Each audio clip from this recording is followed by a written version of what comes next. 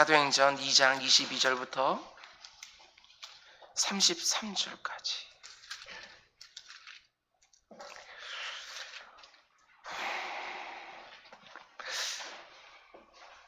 부활주일 설교로는 처음 받은 성경 말씀입니다. 우리 한 절씩 교독하겠습니다. 이스라엘 사람들아, 이 말을 들으라. 너희도 아는 바와 같이 하나님께서 나사렛 예수로 큰 권능과 기사와 표적을 너희 가운데서 베푸사 너희 앞에서 그를 증언하셨느니라.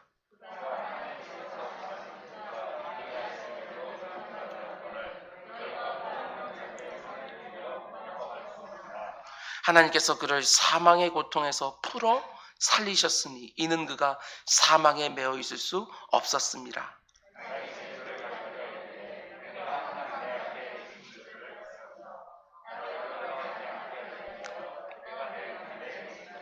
그러므로 내 마음이 기뻐하였고 내 혀도 즐거워하였으며 육체도 희망에 거하리니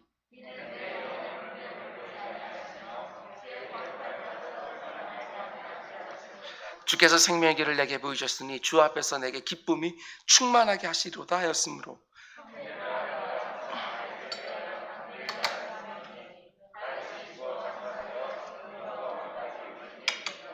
그는 선지자라. 하나님이 이미 맹세하사 그 자손 중에서 한 사람을 그 위에 앉게 하리라 하심을 알고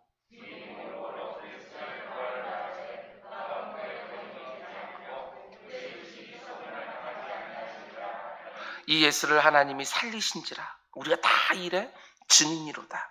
하나님이 오른손으로 예수를 높이심에 그가 약속하신 성령을 아버지께 받아서 너희가 보고 듣는 이것을 부어주셨느니라. 아멘. 아멘.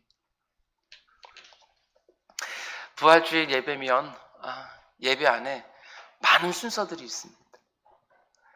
특별히 우리 사랑하는 다음 세대들이 입교식도 하고 세례식도 하고 갓난 아이들이 유아 세례도 받고 우리 장성한 우리 장년들 가운데 속에서도 늦게 주님 만나서 세례도 받고 성찬 예식도 하지요. 예수님의 살을 상징하는 떡도 같이 떼고 예수님의 피를 상징하는 포도주도 같이 나누고 그러면서 공동체 하나됨도 경험하고. 그런데 예배 순서가 아주 간소해졌습니다. 오늘 말씀의 제목은 사망에 매어 있을 수 없는 그리스도의 부활이라는 제목으로 말씀 전하도록 하겠습니다. 사망에 매어 있을 수 없는 그리스도의 부활. 오늘 우리에게 주어진 본문은 오순절 성령 강림 사건 직후에 있었던 사도 베드로의 설교 중 일부입니다. 부활하신 예수님은 승천하기 직전에 자신의 사랑하는 제자들에게 이렇게 말씀하셨죠. 예루살렘을 떠나지 말고 자신이 약속한 성령을 기다리라고. 성령이 임하게 되었으면 너희가 권능을 받을 것이고 내 증인이 될 거라고. 예수 그리스도의 복음을 전하는 전도자가 될 거라고 말씀하셨습니다. 그 말씀 그대로 베드로를 비롯한 120명의 제자들이 마가 요한의 다락방에 모여 주님이 약속한 성령을 기다렸고 간절히 기도하는 가운데 성령이 임했습니다. 성령이 임하자 제자들은 예수님의 말씀 그대로 위로부터 오는 권능으로 충만해졌고 사도 베드로는 그 자리에 일어나 예수 그리스도의 복음을 전하기 시작합니다. 오늘 우리식으로 말하면 설교하기 시작하는 것이지요. 예수 그리스도를 십자가 못 박아 죽인 유대인들을 향해서 설교하기 시작하는 것입니다. 그런 면에서 보면 오늘 베드로의 이 설교는 신약 성경에 기록되어 있는 사도들의 첫 번째 복음 전도 설교입니다. 그죠? 부활하신 예수님이 승천하신 뒤에 이 세상을 향해 선포된 첫 번째 복음 설교. 그래서 베드로 이 설교 안에 우리가 믿는 기독교의 핵심 요소가 그대로 녹아 있습니다. 굉장히 중요한 설교입니다. 여러분, 저는 오늘 우리에게 주어진 이 본문을 세 개의 주제로 나누어서 부활주의 설교를 하려고 합니다. 부활하신 예수님이 승천하신 이후에 성령 하나님이 강림하신 이후에 사도 베드로를 통해서 첫 번째 주어진 복음전도 설교로 부활주의 설교를 하려고 합니다. 너무나 낯선 부활주일 예배지요. 그러나 오늘 이 말씀과 함께 하나님이 우리 각자에게 주시는 음성을 듣는 그 어느 부활주일 메시지보다도 더욱 특별한 음성을 듣는 복된 시간이 되길 주님의 이름으로 축원을 드립니다. 먼저 첫 번째로 22절 말씀입니다. 표현 하나하나 마음속에 새기고 다시 한번 되새겨서 집에서 보게 되어지면 복음의 기둥들이 내 안에 온전히 서 있는 것을 보게 될 것입니다. 먼저 22절 말씀. 사도 베드로는 그의 첫 번째 복음전도 설교를 이렇게 시작하지요. 이스라엘 사람들아, 이 말을 들으라. 너희도 아는 바와 같이 하나님께서 나사렛 예수로 큰 권능과 기사와 표적을 너희 가운데서 베푸사 너희 앞에서 그를 증언하셨느니라. 하나님이 예수 그리스도를 친히 증언해 주셨다. 예수 그리스도를 증언해 주셨다고 말씀하는데 어떤 분이라고 증언해 주셨다는 것이냐? 예수 그리스도가 하나님의 아들 성자 하나님이시고 그리고 동시에 나사렛이라고 하는 특정한 동네에 살았던 인간이라고 하나님이 친히 증언해 주셨다는 것입니다. 하나님께서 큰 권능과 기사와 표적으로 예수 그리스도가 하나님의 아들 성자 하나님이라는 것을 증언해 주셨는데 그 예수가 뭐라고 표현되어집니까? 나사렛 예수, 나사렛 사람 예수, 이렇게 표현하고 있습니다. 이게 바로 복음이 이 세상에 증거하는 첫 번째 메시지지요. 예수님은 하나님이 이 땅에 보내신 자신의 아들 성자 하나님이시지만 동시에 나사렛 일에 사셨던 우리와 똑같은 사람이라는 것입니다.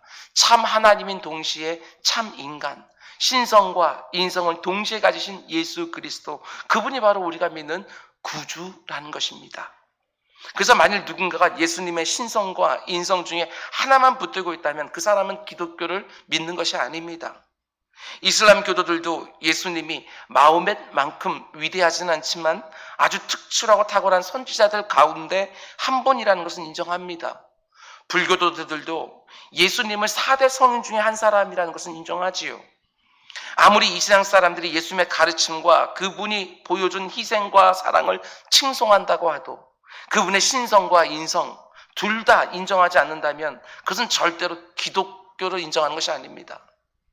기독교를 믿는 성도들은 참 하나님이면서도 참 사람이었던 예수님, 신성과 인성을 동시에 가진 예수님을 믿는 것입니다. 예수님이 참 사람이었기에 그분이 우리 인생들을 대표해서 대속의 십자가를 지실 수 있었던 것이고, 예수님이 참 하나님이셨기에 죄가 없으셨고 그래서 흠없는 희생제물이 될 수 있었습니다. 예수님이 참 사람이었기에 그분은 우리의 연약함을 이해하시고 긍휼히 여기시며, 예수님이 참 하나님이셨기에 우리에게 영원한 생명을 주실 수 있는 것이지요. 하나님께서 예수 그리스도의 참 하나님 되심과 참 인간 되심을 칭히 증언해 주셨다. 이게 바로 베드로 사도를 통해서 주시는 첫 번째 복음 설교의 내용입니다. 뭘 말하려고 하는 것입니까? 이런 말이지요. 너희가 죽인 나사렛 예수가 바로 성자 하나님이었다. 이걸 말하려고 하는 것입니다. 그러면 두 번째로 사도 베드로가 이 세상에 전해준 첫 번째 복음 전도 설교의 내용은 23절 말씀입니다. 그가 하나님이시고 사람이신 예수님이 하나님께서 정하신 뜻과 미리 아신 대로 내준 바 되었거늘. 어디에 내어주셨습니까? 십자가에 내준 바 되었거늘. 너희가 법 없는 사람들의 손을 빌려서 못 박아 죽였으나. 우리가 이 세상에 전해야 되는 예수 그리스도의 복음에 이 부분이 절대로 빠져서는 안 됩니다. 예수 그리스도의 십자가 죽음, 이게 바로 복음의 핵심이죠. 그런데 베드로는 예수 그리스도의 십자가 죽음을 23절에서 두 가지로 묘사하는 것을 보게 되어집니다. 너무너무 중요한 부분이에요. 첫 번째 묘사는 하나님께서 정하신 뜻과 미리 아신 대로 내준 바 되었다. 성부 하나님이 만세전에 정하신 대로, 계획하신 대로, 뜻하신 대로 때가 되었을 때 성자 하나님을 십자가에 내어주셔서 죽게 하셨다는 것입니다. 성부 하나님이 원하지 않으셨으면, 성부 하나님이 그런 뜻을 정하지 않으셨다면 그런 일은 절대로 일어나지 않았을 거라는 것을 감안하게 되어지면 이렇게 말하는 것이 더 정확할 것입니다. 아버지 하나님이 아들 하나님을 죽이셨다. 이게 바로 예수 그리스도의 십자가 죽음에 대한 첫 번째 묘사입니다. 두 번째 묘사는 계속해서 23절, 너희가 법 없는 자들의 손을 빌려 못 박아 죽었다. 너희가 예수 그리스도를 죽였다. 사도 베드로는 지금 자신의 설교를 듣고 유대인들에게 이렇게 말하는 것입니다. 하나님이 아들 하나님을 죽였다. 그리고 너희가 아들 하나님을 죽였다. 너희가 비록 예수를 십자가 못 박은 장본인들은 아니지만 빌려서, 너희가 법 없는 로마 군병들과 종교 지도자들의 손을 빌려서 너희가 예수를 죽였다. 너희는 나사렛 출신 예수를 죽였다고 생각하겠지만 아니, 너희가 하나님의 아들 성자 하나님을 죽였다. 너무나도 충격적인 설교라는 것입니다. 그런데 이게 바로 복음 설교의 핵심이지요. 하나씩 생각해 보겠습니다. 사도 베드로는 이렇게 말하죠. 하나님께서 정하신 뜻과 미리 아신 대로 내준 바 되었거늘. 이런 말입니다. 아버지 하나님이 여러분과 저의 죄를 사해 주시기 위하여 대신 자신의 아들 하나님을 죽이셨다. 자신의 선하신 계획과 뜻에 따라 우리 대신 성자 하나님을, 성부 하나님이 죽이셨다. 그러니까 예수 그리스도의 십자가 죽음은 어쩌다 보니 그렇게 된 사건이 아니라 가룟 유다의 배신 때문에 일어난 사건이나 유대 종교 지도자들의 시기심 때문에 일어난 사건이 아니라는 것입니다. 빌라도 총독의 어정쩡한 정치적 선택 때문에 일어난 사건이 절대로 아니라고 말하는 것이지요. 성부 하나님이 만세 전부터 가지고 계셨던 그분의 선하신 뜻과 경륜과 정하신 뜻에 따라서 자신의 아들 성자 하나님을 십자가 못 박아 죽였다고 말하는 것입니다. 어머니 모태에서 나올 때부터 죄인으로 태어나 살면 살수록 죄만 더해가는 우리를 향한 자신의 진노를, 그 생각하는 것마다 악해서 행하는 모든 것도 악할 뿐인 우리를 향한 자신의 진노를 자신의 사랑하는 아들 하나님께 다 쏟아부어 놓으시고 우리를 살리기 위하여 아들 하나님을 대신 죽이셨다. 죄로 말미암은 모든 비참과 슬픔과 질고를 아들 하나님께 다 전가시켜 놓고 아버지 하나님이 우리 대신에 자신의 아들을 죽이셨다고 사도 베드로가 하나님의 아주 깊은 것까지 통달하시는 성령 하나님으로 충만해져서 지금 설교하는 것입니다. 어떤 분들은 성부 하나님에 대해서 이렇게 생각하기도 합니다. 지극히 거룩하시고 엄정하셔서 죄에 대해서는 그 어떤 자비와 긍휼도 없으신 공의의 하나님, 그래서 사람과는 거리가 아주 먼 하나님,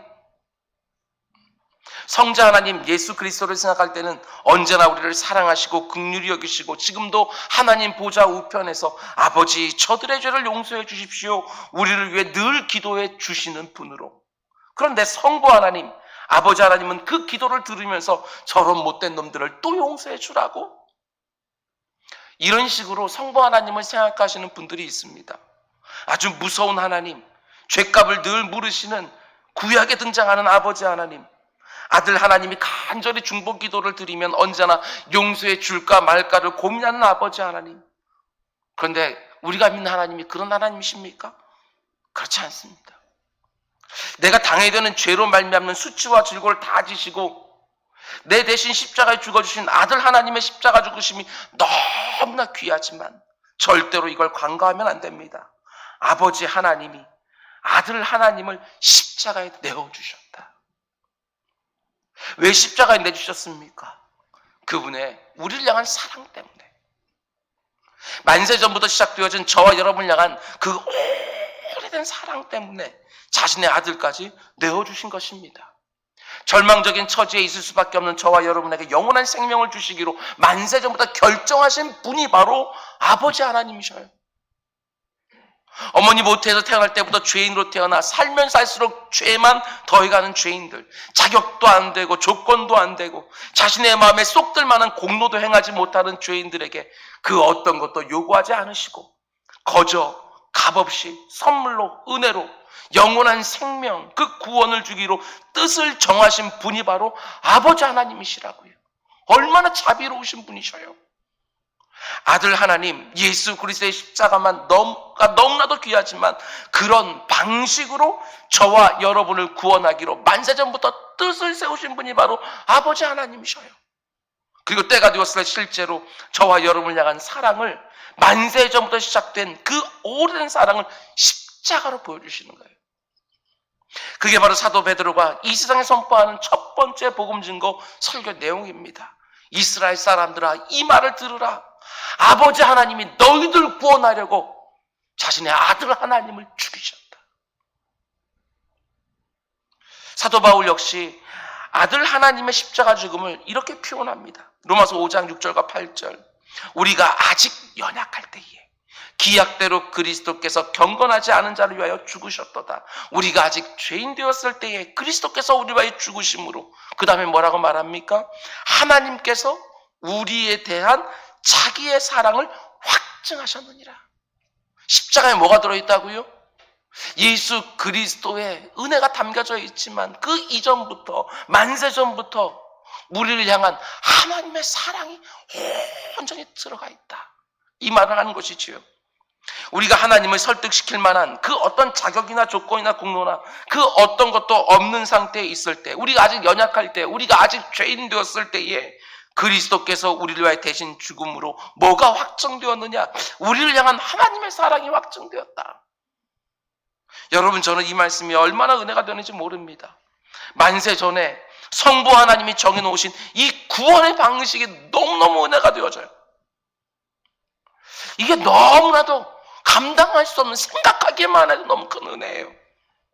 죄는 내가 지었는데 자신의 아들을 대신 죽여서 나를 구원해 주는 이 방식이요. 내가 그 어떤 조건이나 자격이나 공로도 없는데 예수 그리스도에 있는 그 자격과 조건과 공로를 나에게 전가시켜 주셔서 내가 의롭다함을 받아서 구원받는 이 방식이요. 이 방식을 정하신 분이 바로 성부 하나님. 얼마나 놀라우신 분이십니까? 내가 연약할 때, 내가 경건하지 않았을 때 하나님이 우리를 향한 자신의 사랑을 확증하셨다. 이 방식이 아니면 저와 여러분 가운데 누가 하나님의 마음에 쏙 들어서 구원받을 수 있겠냐는 것입니다. 내가 이런저런 것을 해서 하나님께 내가 뭔가를 해서 나를 향한 자신의 사랑을 확증하신 것이 아니라, 내가 그 어떤 자격이나 조건이나 공로도 없을 때 자신의 사랑을 아들 하나님은 십자가에 내어주심으로 확증하셨다. 이게 얼마나 대단한 사랑인지. 여러분, 우리 사랑은 어떻습니까? 조건이 중요합니다. 자격이 중요하지요. 공로가 중요해요. 그 사람이 내게 어떻게 하냐에 따라서 사랑하기도 하고 사랑을 철회하기도 하고. 하나님 향해서도 마찬가지 아닙니까? 우리 사랑은 하나님이 내가 뭔가를 해줘야, 조건, 자격을 갖추어야 비로소 고백하는 사랑 아닙니까? 하나님이 내가 원하는 뭔가를 해주지 않으면 얼마든지 변개할 수 있는 사랑 아닙니까? 하나님이 만약 그런 방식으로 우리를 구원하기로 만세전에 정해놓았다고 한다면 그 어느 누구도 하나님께 우리는 사랑받을 사람도 없을 것이고 구원도 얻을 수 없을 것입니다. 내가 원하는 뭔가가 이루어졌을 때 하나님이 나를 사랑하시는구나, 이게 아닙니다. 하나님이 어떻게 하는가 이걸 보고 사랑하고 사랑하지 않고, 이런 사랑은요 계속해서 흔들릴 수밖에 없어요. 하나님이 우리가 아직 경건하지 않을 때에, 우리가 하나님의 사랑을 받을 만한 그 어떤 자격이나 조건이나 공로도 없을 때 자신의 아들의 십자가 내어주시면서 우리를 향한 자신의 사랑을 확증해 주시고, 하나님께서 우리에게 기대하는 사랑이 있는 거예요. 그것은 그 어떤 일들이 우리의 삶 가운데 생긴다 할지라도 예수 그리스도의 십자가 사건에 내 인생의 닻을 깊이 내리고 하나님이 이미 보여주신 사랑의 확증으로 내게 일어나는 모든 일들을 하나하나 재해석해내는 힘, 그게 바로 믿음인 거예요. 하나님의 사랑에 대한 흔들리지 않는 믿음, 그걸 내게 기대하시는 거예요. 코로나19뿐만 아니라 그 어떤 일이 내 삶에 생긴다 할지라도 사도 바울이 로마서 8장에서 고백하는 것처럼 절대로 아버지 하나님의 사랑을 확신하라는 게, 확신 흔들리지 말고. 사도 바울은 이렇게 고백합니다. 내가 확신하노니 사망이나 생명이나 천사들이나 권세자들이나 현재나 장래한 능력이나, 무슨 말이지요? 내게 사망이 닥친다 할지라도, 내 생명 위협한다 할지라도, 힘 있는 권세가 나를 짓누른다 할지라도, 높음이나 깊음이나 다른 어떤 피조물이라도 우리를 우리 주 그리스도 예수 안에 있는 하나님의 사랑에서 끊을 수 없느니라. 예수 그리스도의 십자가 위에 너무나 확연하게 드러난 하나님의 사랑입니다. 하나님의 사랑. 그 사랑을 믿음으로 딱 붙잡고 지금 내게 일어나는 모든 일들을 재해석해내는 거, 그게 바로 신앙생활 아니겠어요? 이미 나를 위해 일어난 십자가 사건, 그 십자가에 드러난 나를 향한 하나님의 사랑을 딱 붙들고, 이거는 그 뒤 아니에요. 이미 일어난 사건이니까 이미 일어난 사건을 딱 붙들고 있으면 있는 대로, 없으면 없는 대로, 몸이 건강하면 건강한 대로, 몸이 약하면 약한 대로, 그 어떤 상황 속에서 십자가에 드러난 하나님의 사랑에 내 믿음의 닷을 딱 내려놓고 내게 일어나는 모든 상황들을 해석해내는 것이지요. 이런 인생처럼 견고하고 강력하고 영광스러운 인생이 또 어디에 있겠습니까? 정말 그렇습니다. 이 세상이 말하는 방식으로 조건이 다 갖춰지고 상황이 다 구비되어져야 비로소 내가 행복해지는 게 아니라는 것이죠.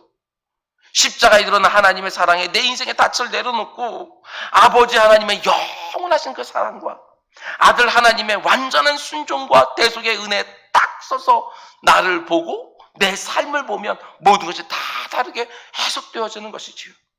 그 어떤 상황 속에 감사하는 일체의 비결을 가지고 있다면 사는 거예요. 내 손에 뭔가 쥐어주고 내 눈에 뭔가가 보여져야 비로소 행복을 말할 수 있는 것이 아니라 이미 일어난 십자가 사건, 이건 흔들리지 않아요. 이미 일어난 사건이니까 이거 하나만 믿음으로 딱 붙들면 그 어떤 상황 속에서 결코 빼앗기지 않는 감사와 감격이 있는 것이지요.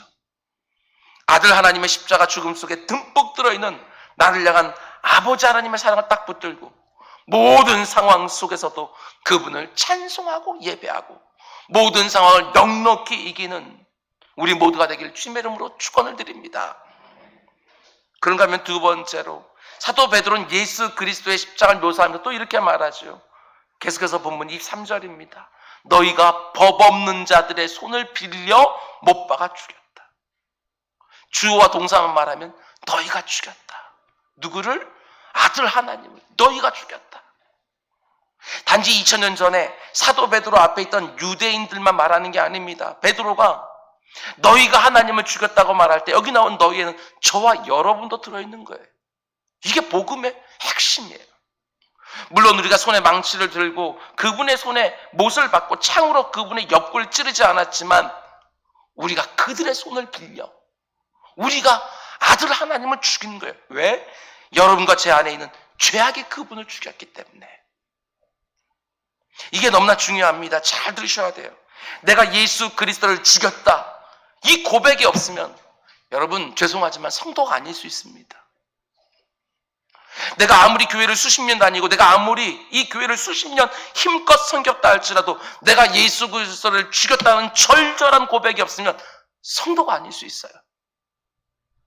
주일마다 예배에 꼬박꼬박 출석하고 주님의 몸된 교회를 위해서 이런저런 수고와 봉사를 아주 열심히 한다고 성도가 되는 게 아닙니다. 내가 예수를 죽였구나. 내 죄가 예수 그리스도를 십자가에 매달았구나. 다른 누가 아니라 나를 구원하기 위해 예수님이 고난 보셨구나. 이 고백이 내 입술에 늘 붙어 있어야 비로소 성도가 되는 것입니다. 내가 아무리 성경을 줄줄줄 외우고 그 말씀 그대로 다 지켜 행하면서 윤리적으로 도덕적으로 산다 할지라도 내가 예수 그리스도를 십자가 못 박아 죽인 장본이라고 하는 이 고백이 없으면 결코 성도라고 말할 수 없는 것입니다. 이 땅을 살아가는 기독교인들이 너무나 엉터리로 살아서 사람들에게 비난을 받고 조롱을 당하니까 내가 다른 사람들보다 그래도 조금 더 도덕적으로 살면 그게 성도가 된 증거로 생각하지만 아닙니다. 절대로 스스로에게 속으시면 안 돼요. 내가 아무리 모든 사람으로부터 존경을 받는 삶을 살고 있다 할지라도 이 고백이 없으면 성도가 아닐 수 있는 거예요. 다시 한번 담대하게 말씀드립니다. 내가 지금까지 신앙생활하면서 단 한 번도 주님 앞에 나아가 가슴을 찢으면서 내 죄 때문에 주님 죽으셨습니다. 내가 죄인입니다. 내가 주님의 십자가 못 박은 장본인입니다. 주님이 나 때문에 죽으셨습니다. 이런 고백을 단 한 번도 해본 적이 없다면 여러분 성도가 아닐 수 있습니다. 사도 베드로가 분명히 말하지요. 너희가 예수를 불법한 자들의 손을 빌려 너희가 죽였다. 2000년 전에 한 이 선언이 오늘도 변함없이 선포되고 있다는 것을 깊이 새겨 들으셔야 됩니다. 이 세상에서 내가 얼마나 훌륭하게 살고 있던 내가 얼마나 예수 그리스도의 십자가 필요한 절망적인 죄인인지를 모르는 사람은 예수 그리스도의 십자가와 전혀 상관이 없는 불신자일 수 있습니다. 혹시 여러분 가운데 이렇게 말하고 싶은 분이 계십니까? 목사님, 저도 그런 고백을 한 적이 있었습니다. 그런 분도 문제입니다. 수많은 믿음의 사람들의 공통점은 신앙 연륜이 더해져 가면 더해져 갈수록 성화의 아름다움이 내 안에 만들어지면 만들어질수록 하나님 앞에 더욱 면목이 없고 더욱 자격이 없는 자라는 것이 더 깊게 느껴지는 거예요. 내가 다른 사람들이 볼 때 어떤 특정한 죄를 더 짓고 있다는 것이 아니라 빛 대신 주님 앞에 가까이 가면 가까이 갈수록 이전에 내가 보지 못했던 은밀히 숨겨져 있는 나의 약함과 악함과 허물들이 계속해서 올라오는 거예요. 그래서 사도 바울이 죽기 직전에 고백한 것처럼 내가 죄인 중에 괴수입니다. 이 고백이 절절히 쏟아지는 것이죠. 내가 예수 그리스도를 죽인 죄인이라는 고백을 처음 구원받았을 때만 하고 마는 것이 아니라 살면 살수록 내가 죄인 진짜 맞습니다. 십자가의 은혜가 하루하루 날마다 필요한 죄인입니다. 내가 예수 그리스도를 어제도 죽였고 오늘도 죽인 죄인입니다. 이 고백을 더 진실하게, 더 온전하게, 더 많이 하게 되는 것이 십자가의 은혜가 뭔 줄을 아는 참된 신앙인들의 경험이라는 게, 내 주변에 있는 모든 사람들이 나를 아무리 칭찬해도 내 자신은 압니다. 내 자신은 알아요. 하나님 앞에서 내가 어떤 사람인지 다른 사람들은 몰라도 내 자신은 알아요. 내 안에 얼마나 아직까지도 해결되지 않은 죄들이 수없이 올라오는지, 해결됐다고 하는 그 죄들이 여전히 생생하게 살아있는지 다른 사람들은 몰라도 나는 압니다. 내 자신이 얼마나 십자가 필요한 죄인인지를 정직하게 바라보면서 십자가를 바라볼 때마다 그런 나를 구원해 주신 아버지 하나님의 은혜와 아들 하나님의 은혜에 감격하고 감사함을 살아가는 우리 모두가 되기를 주님을 축원드립니다. 이미 섰다고 생각하지 마십시오. 악한 사단마귀가 웃습니다. 여러분, 그러나 사도 베드로가 선포하는 복음전도 설교 속에 담겨있는 또 하나의 중요한 기둥이 있어요. 내가 예수 그리스도를 죽였다고 고백하는 것이 복음의 한 기둥이라면 반드시 쌍을 이루어야 되는 또 하나의 기둥이 있는데 그게 바로 24절 말씀입니다.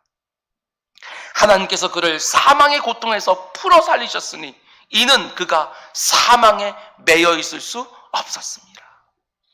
여러분, 제가 부활주의 설교로 오늘 본문을 받고 너무나 은혜가 되었던 부분입니다. 첫 번째로, 아버지 하나님이 십자가에서 죽으신 아들 하나님을 사망의 고통에서 풀어 살리셨다는 것이고, 두 번째는 아버지 하나님이 이렇게 하신 이유가 뭐냐? 아들 하나님이 사망에 매여 있을 수 없었습니다. 하나씩 보겠습니다. 먼저 하나님께서 그를 사망의 고통에서 풀어 살리셨다. 우리의 죄로 말미암아 하나님의 형벌을 우리 주님이 내 대신 지고 십자가에 죽으셨습니다. 자신이 하나님이시지만 동시에 사람이기에 십자가 위에서 죽어 무덤에 갇혀 사흘 동안이나 사망 앞에 굴복하셨습니다. 그런데 아버지 하나님이 어떻게 하십니까? 아들 하나님을 사망의 고통에서 풀어 다시 살리셨다. 이게 바로 부활 사건입니다. 아들 하나님이 사망의 고통이라는 줄에 꽉 묶여 있었는데 아버지 하나님이 그 줄을 풀어서 사망 가운데 쑥 일으켜 세우셨다. 이게 바로 부활 사건인 거예요. 예수 그리스도의 부활 사건을 십자가 사건을 통해서 보면 이렇게 말할 수 있지요. 예수님은 이 땅을 살아가는 동안 단 한 번도 아버지 하나님을 향해서 하나님이라고 부르신 적이 없습니다. 언제나 아버지라고 부르셨습니다. 아들 하나님이시기 때문에 하나님을 부르실 때마다 늘 아버지요 이렇게 부른 것이지요. 심지어 자신을 따르는 제자들에게도 하나님께 기도할 때 아버지라고 부르라고 가르쳐 주셨습니다. 너는 이렇게 기도해라. 하늘에 계신 우리 아버지요. 근데 십자가에 달려 돌아가실 때 뭐라고 부릅니까? 엘리 엘리 라마 사박다니. 나의 하나님 어찌하여 나를 버리십니까? 예수님이 아버지라 부르지 아니하고 하나님이라고 부르십니다. 왜 아버지라고 늘 부르다가 십자가 위에서는 하나님이라고 부르십니까? 예수님이 말씀하신 것에 답이 있습니다. 어찌하여 나를 버리십니까? 아버지께 버림받은 아들이기 때문에 아버지라 부르지 못하고 지금 하나님이라고 부르는 것이지요. 그렇습니다. 예수님의 말씀대로 하면 십자가가 의미하는 것은 아버지 하나님이 아들 하나님을 버린 사건이에요. 하나님을 버리고 하나님의 말씀을 버린 우리가 하나님으로부터 버림받아야 되는데 하나님이 우리를 버리신 것이 아니라 자신의 아들을 버리시는 거예요. 아들 하나님 위에 사망의 모든 고통과 비참과 저주와 질고를 대신 다 지우고 아들 하나님을 십자가에서 버리셨다. 그런데 그렇게 십자가에서 우리 대신 죽으신 예수님이 사흘이 지난 다음에 어떻게 됩니까? 아버지 하나님이 아들 하나님을 그 사망의 고통에서 풀어 다시 살려내셨다. 왜 이렇게 하셨다고 오늘 본문이 말합니까? 24절. 이는 그가 사망에 매여 있을 수 없었음이라. 아들 하나님이 사망의 권세와 고통 아래 매여 있을 수 없는 분이기 때문에 그리 하셨다는 것입니다. 이게 중요한 이유가 있습니다. 왜냐하면 아들 하나님의 너무나 귀한 십자가 대속의 은혜와 그분의 부활 사건은 그 예수님을 믿는 저와 여러분에게도 그대로 적용되기 때문에 그렇습니다. 이게 너무나도 은혜가 되었습니다. 왜 은혜가 되었냐면 생각해 보셔요. 예수님께서 왜 나를 버리십니까? 절규하며 십자가에서 죽으셨어요. 우리 대신 버림받으시는 거예요. 그렇기 때문에 중요한 게 무엇입니까? 예수님이 우리 대신 버림을 받으셨기 때문에 여러분과 저는 절대로 버림 안 받아요. 이게 너무나도 중요해요. 저와 여러분은 절대로 하는 게 버림받지 않아요. 구약에 보면 시편 같은 곳에서 너무나도 고통스러운 가운데 있는 시인들이 어째 나를 버리십니까? 이렇게 말하지만 아니요. 우리 신약 성도들은 절대로 버림받지 않아요.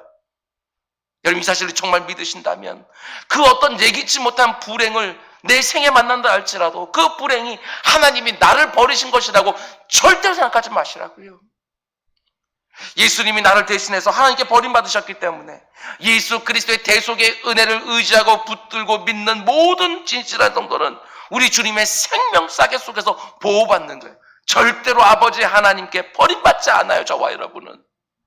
다시 한번 말씀드립니다. 아들 하나님이 내 대신 이미 버림받으셨기 때문에 내가 절대로 버림받지 않아요. 그래서 우리의 구원이 확실한 것이죠.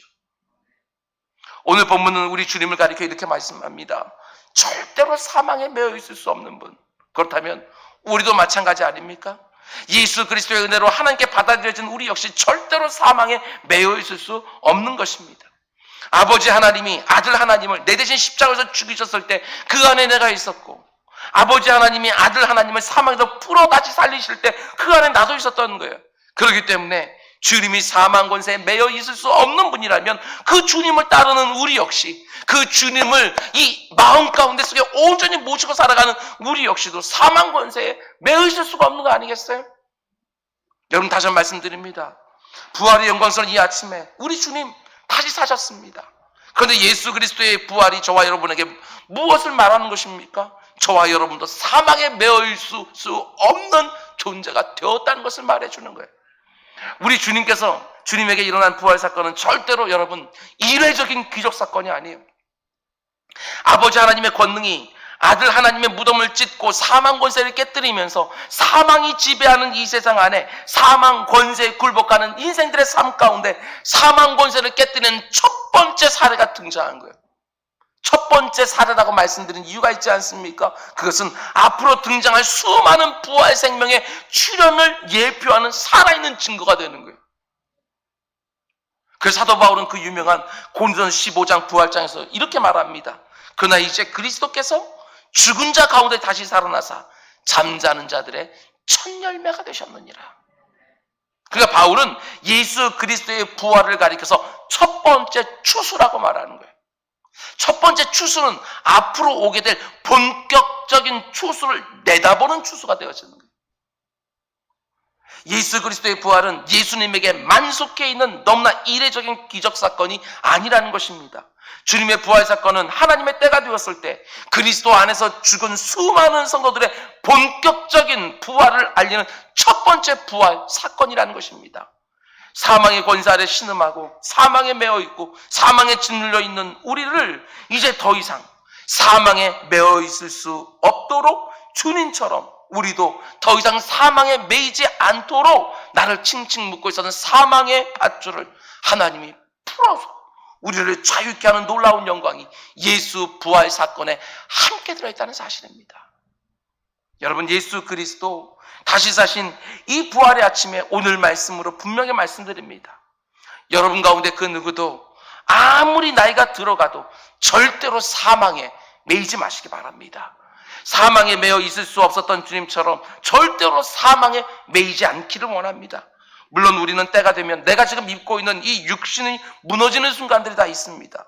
그러나 그것은 단지 육신의 장막이 무너지는 것이지 우리가 죄에 대한 형벌로 죽는 게 아니라고요. 부활의 첫 열매가 되신 예수님의 뒤를 따라 나도 그 부활의 영광에 참여하게 되어지는 것이지요. 예수 그리스도의 부활과 함께 사망 권세에 묶이지 않는 전혀 다른 새로운 인류가 주님의 부활로 이 세상에 출현한 것입니다. 그게 바로 저와 여러분이에요. 여러분, 코로나19로 너무나 많은 사람들이 아파합니다. 수많은 사람들이 고통스러워하고 너무나 많은 사람들이 사랑하는 사람들을 작별 인사도 제대로 하지 못하고 먼저 떠나보냅니다. 장례식을 할 수 있는 것만 해도 복인 것처럼. 그러나 코로나19에도 절대로 여러분 매이지 마시기 바랍니다. 우리는 그 어떤 것에도 묶여 있을 수가 없는 사람들이에요. 죄의 습관에도 절대로 매이지 마시기 바랍니다. 마음은 원이로울 때 육신이 약하다고만 늘 말하지 말기를 바랍니다. 저와 여러분들은 묶을 수 있는 것이 전혀 없도록 사망에 매여 있을 수 없었던 주님처럼 우리에게 너무나도 놀라운 능력과 의지가 이미 주어져 있는 거예요. 부활의 생명 속에 이미 들어가 있기 때문에 우리는 그 어떤 것에도 매이지 않는다는 것입니다. 절대로 이젠 어쩔 수 없다, 지쳤다, 더 이상 버틸 힘이 없다, 이런 말도 하지 마시기를 바랍니다. 그것은 부활의 생명을 가진 사람들이 할 말이 아니에요. 우리는 그런 사람들이 아니라고요. 우리를 사로잡아서 그 밑에 둘 수 있는 것은 아무것도 없습니다. 사망이든 죄든 악이든 나쁜 습관이든 재정적인 어려움이든 건강의 문제든 질병이든 그리고 낙심이든 절망이든 자기연민이든 외로움이든 과거에 악한 그 경험이든 아니면 앞으로 찾아올 위기든 우리를 사로잡아서 주저앉힐 것은 아무것도 없어요. 이 안에 부활의 생명이 있으니까.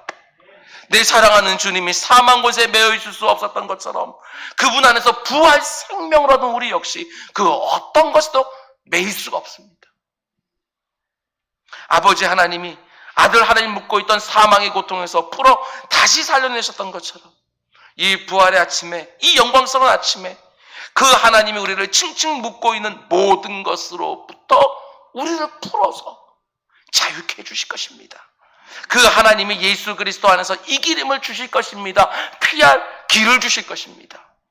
우리 주님의 부활 안에 나의 부활도 들어있다는 걸 믿으시길 주며 축원드립니다.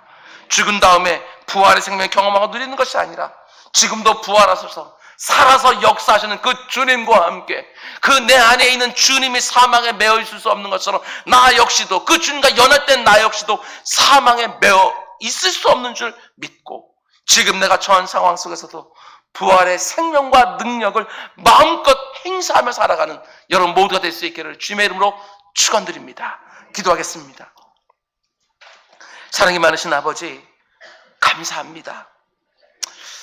아버지 하나님, 부활이라는 말만 묵상해도 가슴이 뜹니다. 이렇게 연약한, 이렇게 악한, 그냥 늘 눌리고 늘 넘어지고 늘 주저앉고 늘 침체되어지고 이런 아버지 하나님 내 안에 부활의 생명을 가지신 예수 그리스도가 계신다는 것이 얼마나 감격스러운지 모르겠습니다. 힘들고 어려울 때마다 내 안에 계신 부활하신 주님 꽉 붙들고 그 어떤 것을 매여있지 않는 우리 모두가 될 수 있도록 인도하여 주시옵소서.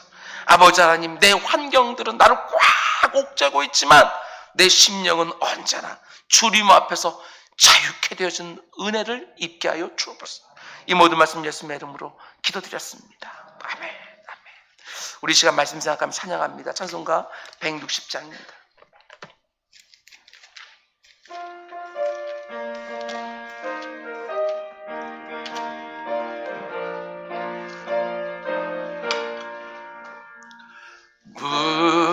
무덤에 머물러 예수 내 구주 새벽 기다렸네